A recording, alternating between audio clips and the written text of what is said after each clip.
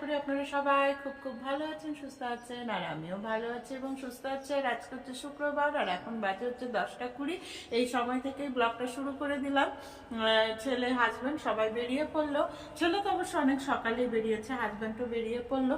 আর এখন আমি আমার কাজকর্ম শুরু করব। আসলে শীতকাল পড়াতে হচ্ছে যে সকাল দিকের কাজকর্মটা অনেকটাই পিছিয়ে যাচ্ছে, যার ফলে ওইদিকে দেরি হয়ে যাচ্ছে। যাই হোক, নতুন শীত পড়েছে তো আস্তে আস্তে অ্যাডজাস্ট করতে হবে।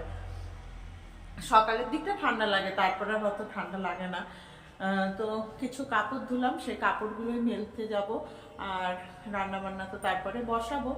তো দেখি কি রান্না করি না করি, সেগুলো তো আপনাদের সাথে সবই শেয়ার করব। আর ঠিক আছে, আমি তাহলে এখন ছাদে যাই, গিয়ে কাপড়গুলো মেলে আসি। আর আপনারা আমার সাথে থাকুন আর ব্লগটা দেখতে থাকুন। আর আমি ছাদে চলে এসেছি, আর দেখুন সূর্যের কি তেজ, রোদটা কিন্তু বেশ ভালোই উঠেছে।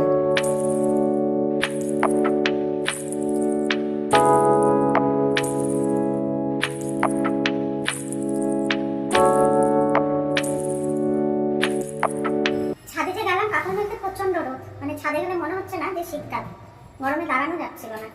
তো যাই হোক, কাপড়গুলো তাড়াতাড়ি শুকিয়ে পড়বে। আর এখন হচ্ছে এই যে আলু সিদ্ধ করে রেখেছিলাম, এই যে এই আলুগুলোকে ছুলবো, আলুর দম করবো। এই যে বড় বড় আলু দিয়েই করবো, এই এরকম সাইডে। এই ছোট ছোট আলুগুলো এনেছে, বেশ সব আলুই এরকম ছোট ছোট। এগুলো কেটে কেটে রান্না করতে খুব অসুবিধা হচ্ছে, তো ভাবছি এগুলো দিয়ে আলুর দম করে নিই, ভালোই লাগে। বড় বড় আলু দিয়ে দম করলে ভালোই লাগে।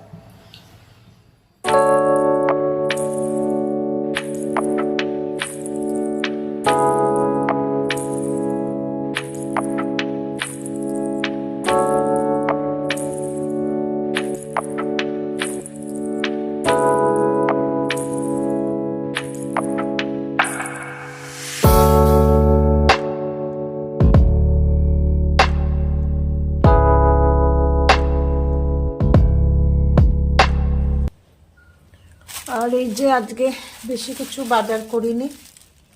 এই যে আলু নিয়েছি 2 কেজি, বড় বড় আলু নিলাম, কেন ছোটো আলুগুলোতে খুব অসুবিধা হয় সকালে ছেলে স্কুল যাওয়ার সময়। আর এই যে ধনে পাতা নিয়েছি 3 আটি, আর বাঁধাকপি নিয়েছি 2টো। এই আজকে বাজার নিয়েছি। আর এখন আমি ব্রেকফাস্ট করব। আজকে আমার এখনও ব্রেকফাস্ট হয়নি, তার জন্য এই যে মুড়ি নিয়ে নিচ্ছি। আর এই যে কালকে কাউনের চালের পায়েস করে ঠাকুরকে ভোগ লাগিয়েছিলাম, তো সেই পায়েসটাই আছে, সেই পায়েস দিয়ে মুড়ি দিয়ে এখন আমি ব্রেকফাস্টটা সেরে নেব। প্রচণ্ড খিদে পেয়েছে। তো ব্রেকফাস্ট সেরে আমি রান্নাঘরে চলে এসেছি। তো আজকে ওই আলুর দমটা বানাবো, তো সেটাই আপনাদের সাথে শেয়ার করব।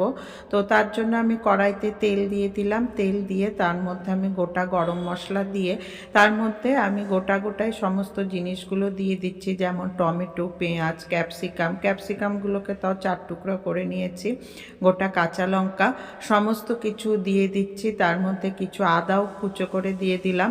আদাগুলোও বেশ বড় বড়ই আছে, পুরোপুরি যে কুচো করে দিয়েছি তা না। তো সমস্ত জিনিসগুলো দিয়ে আমি ভেজে নিচ্ছি। আর এর মধ্যে দিলাম হচ্ছে কয়েকটা কাজু। এর মধ্যে ইচ্ছা করলে কিশমিশও দিতে পারেন, কিন্তু আমি কিশমিশটা দিলাম না, আমি কাজু বাদামগুলোই দিলাম শুধু।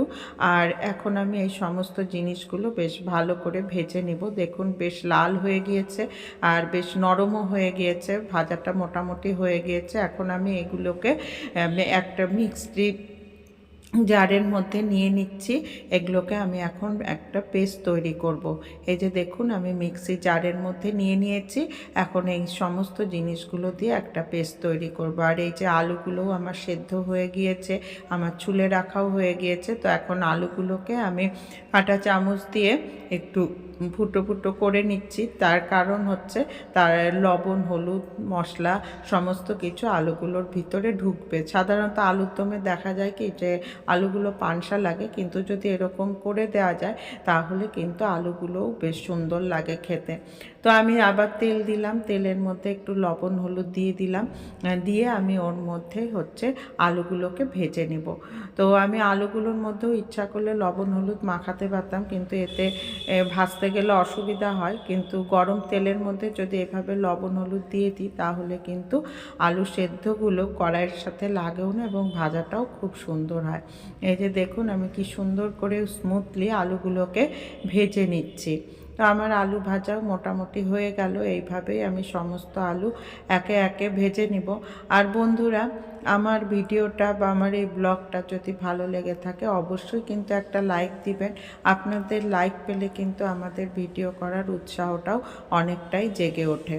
তো যাই হোক, আমি একে একে সমস্ত আলুগুলোই ভেজে নিচ্ছি। প্রথমে কিছু আলু ভেজে নিলাম, তারপরে আবার কিছু আলু ভেজে নিচ্ছি। তো এই করেই আমি সমস্ত আলুগুলো ভেজে নিব। আর বন্ধুরা, এই আলুর দমটা খেতে এত ভালো হয় কি বলবো। সাধারণত আমরা ছোট গোল আলু বা ছোট ওই বাদামি আলুগুলো বা জলপাই আলুগুলোরই আলুর দম খেয়ে থাকি, কিন্তু এরকম সামান্য এই বড় সাইজের আলুগুলোরও কিন্তু আলুর দম খেতে ভালো লাগে। তো আমি আবার তেলের মধ্যে কিছুটা পাঁচফোড়ন দিলাম আর কিছুটা কুচনো পেঁয়াজ দিলাম, দিয়ে আমি ফোড়ন দিয়ে নিচ্ছি আর কি। আর এর মধ্যে আমি সামান্য পরিমাণ জিরে গুঁড়ো, ধনে গুঁড়ো দিলাম। আর দিলাম হচ্ছে সামান্য পরিমাণ হলুদ। এটা পরিমাণ মতোই দিতে লাগবে। আমার যতগুলো আলু থাকবে, আমি যতটা আলুর দম করব সেই অনুযায়ী আমি মশলাটা দিব। আর দিয়ে দিচ্ছি হচ্ছে কিছু মটরশুঁটি। এই সমস্ত কিছু দিয়ে আমি ভালো করে কষিয়ে নিলাম। মশলাটা কষিয়ে নিয়ে তারপরে এই যে এর মধ্যে আমি ভাজা আলুটাও দিয়ে দিচ্ছি। এখন সমস্ত জিনিসগুলো একসাথে আমি নাড়াচাড়া করে নিচ্ছি। তারপরে যেই আমি পেস্টটা তৈরি করেছিলাম, পেঁয়াজ, টমেটো, তারপরে ক্যাপসিকাম, কাজু বাদাম, এই সমস্ত জিনিসগুলো দিয়ে, আদাও ছিল তার মধ্যে, সমস্ত জিনিসগুলো দিয়ে যে পেস্টটা তৈরি করেছিলাম সেটা দিয়ে দিলাম। দিয়ে এই যে একটু চিনিও দিয়ে দিলাম। দিয়ে এখন আমি ভালো করে কষিয়ে নিচ্ছি। একটু জলও দিয়েছি, মানে মিক্সি জারটা ধুয়ে যেটুকু জল হয় সেইটুকু জলই দিয়েছি। বেশি কষানোর দরকার নেই, কারণ সবই ভাজা আছে, মশলাটাও আগে ভেজে নিয়েছি, আলুগুলোও সিদ্ধ করে ভাজানো আছে, এই জন্য বেশ ফটাফটি রান্নাটা হয়ে যায়। তো আমার কষানো হয়ে যাওয়ার পর এই যে আমি কিছুটা গরম জল দিয়ে দিচ্ছি। এই যে দেখতেই পাচ্ছেন আলুর দমটার কালারটা কিন্তু খুব সুন্দর এসেছে। তো আমি গরম জল দিয়ে ভালো করে আলুর দমটা কষিয়ে নিলাম, মানে আলুগুলো ভালো করে কষিয়ে নিচ্ছি। কষিয়ে নেওয়ার পর আবার গ্রেভির জন্য এখন কিছুটা গরম জল দিচ্ছি। দিয়ে তারপরে আমি স্বাদ মতো লবণও দিয়েছি, লবণ দিলাম। আর এই যে নামানোর আগে একটু গরম মশলার গুঁড়ো আর ধনেপাতা কুচি ছিটিয়ে দিচ্ছি। এইভাবে আলুর দম করে দেখবেন, খেতে কিন্তু প্রচণ্ড ভালো লাগে। অনেকে হয়তো জানেনও, কিন্তু যারা জানেন না তারা আমার এই রেসিপিটা দেখে অবশ্যই কিন্তু একবার ট্রাই করতে পারেন। আর এই যে দেখুন আলুর দম রেডি। এইভাবে আলুর দম করে খেতে কিন্তু খুবই ভালো লাগে। লুচি, পরোটা, ভাত, ফ্রাইড রাইস সমস্ত কিছুর সাথেই এটা খাওয়া যায়। তো এই যে এখন খেতে বসেছি। তো খাওয়ার সাথে একটু বেগুনিও ভেজে নিয়েছিলাম বেসন দিয়ে।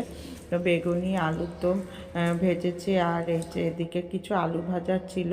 এই সমস্ত কিছু দিয়েই খাওয়া হবে। আর ডালও করেছি সাথে, ডাল, ভাজা আর এই আলুর দম। খেতে কিন্তু খুবই ভালো হয়েছিল। আর সেদিনের খাওয়াটাও বেশ ভালোই জমে উঠেছিল। তো বন্ধুরা, আমার এই রেসিপিটা কেমন লাগলো, আলুর দমের রেসিপিটা অবশ্যই কিন্তু জানাবেন এবং অবশ্যই আপনারা বাড়িতে ট্রাই করে দেখবেন। তাহলে আজকে এখানেই রাখছি। ধন্যবাদ।